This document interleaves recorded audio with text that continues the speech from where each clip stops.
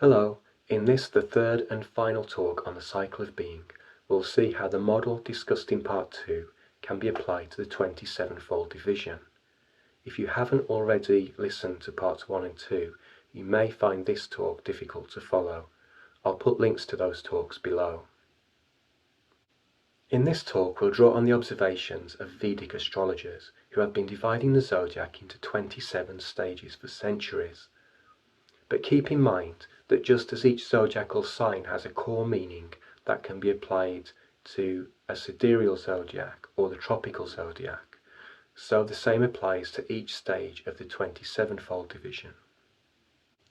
The 27-fold division would have originally been chosen because the Moon travels about 1/27th of its orbital path on average during each rotation of Earth. The significance of the 12-fold division is synchronous with the ratio of the period of the lunation cycle to the period of the annual seasonal cycle. Similarly, the significance of the 27-fold division is synchronous with the ratio of the period of Earth's rotation to the period of the Moon's orbit. In Vedic astrology, the stages of the 27-fold division are referred to as the Nakshatras, and each nakshatra is described as a unique expression of one or more of the three gunas. Guna may be translated as, for example, thread, energy, tendency, attribute, virtue, quality, or mode. The three gunas are referred to as rajas, tamas, and sattva. We can see in this table that each nakshatra is said to express one of these gunas at a primary level, one at a secondary level, and one at a tertiary level. At the primary level, Rajas finds expression in the first 9 nakshatras, Tamas in the next 9, and Sattva in the last 9, with the guna cycle unfolding once around the zodiac. At the secondary level, Rajas finds expression in the first 3 nakshatras, Tamas in the next 3, Sattva in the next 3, Rajas in the next 3, and so on, with the guna cycle unfolding 3 times around the zodiac. At the tertiary level, Rajas finds expression in the first nakshatra, Tamas in the second, Sattva in the third, Rajas in the fourth, and so on, with the guna cycle unfolding 9 times around the zodiac. This is very interesting because, as we'll see in a minute, each guna corresponds to one of the thirds of the cycle of being, and so the unfoldment of the guna cycle at the primary level is in fact an unfoldment of the cycle of being at the first harmonic frequency. Similarly, the unfoldments of the guna cycle at the secondary and tertiary levels are unfoldments of the cycle of being at the third harmonic and ninth harmonic frequencies. An account of an archetypal theme is always subject to the biases inherent in the culture in which it is conceived and developed, and in the accounts of the gunas typically found in books and articles on Vedic philosophy, this bias is quite stark, with Sattva described as the highest guna, Tamas as the lowest, and Rajas as somewhere between the two. Rajas is described as active and energetic, giving rise to dynamism, passion, initiative, desire, egotism, and impatience. This guna is said to be useful for getting things done, but to hinder spiritual attainment by continuously agitating consciousness. Thus Rajas is an expression of the first third of the cycle of being, which, as we saw in the previous talk, has to do with establishing a sense of individual selfhood by actively and impulsively manifesting new forms, with relatively little awareness of the wider implications of the activity. Tamas is described as sluggish and oppressive, giving rise to lust, greed, indolence, shame, and depression. This guna is said to muddy consciousness by drawing it into identification with the material world. In the previous talk, we saw that the second third of the cycle of being has to do with integration, alignment with organizing principles, and utilizing phenomena in ideal ways in order to optimize their value to the greater whole.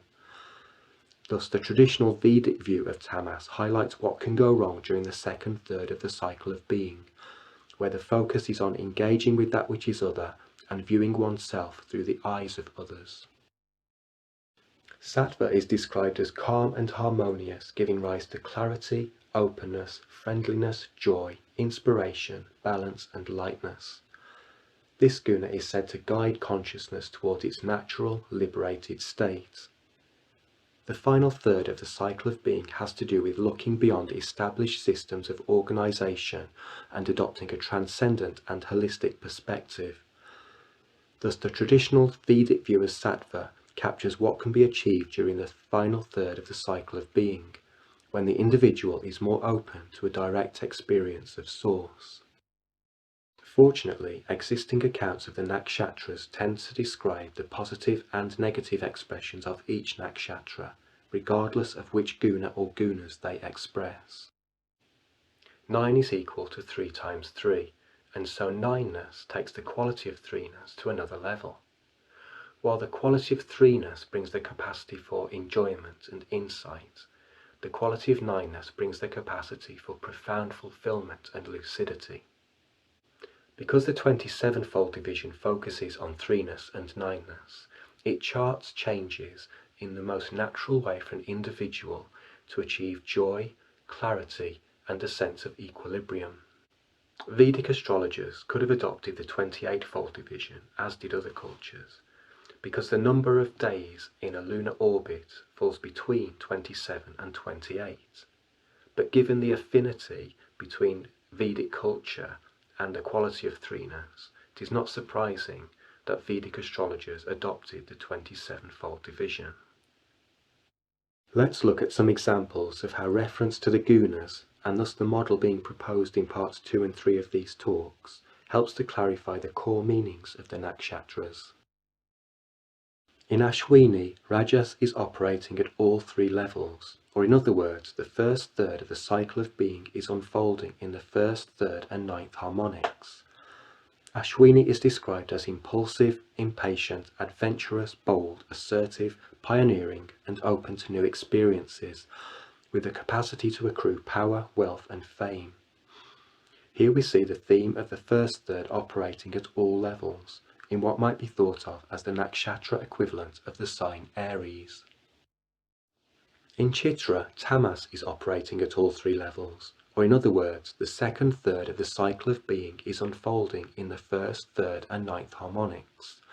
Thus Chitra is associated with a propensity to create and appreciate beauty in all its forms, and perhaps to manipulate the phenomenal realm in a deceptive manner and become obsessed with worldly things.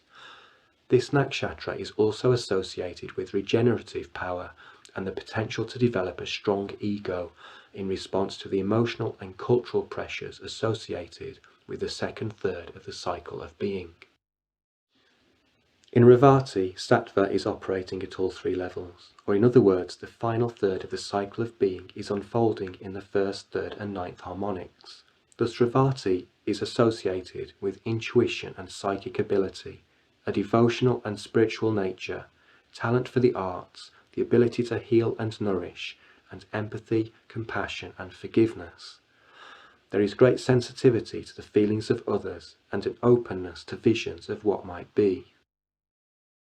Finally, let's look at a nakshatra in which more than one guna is operating.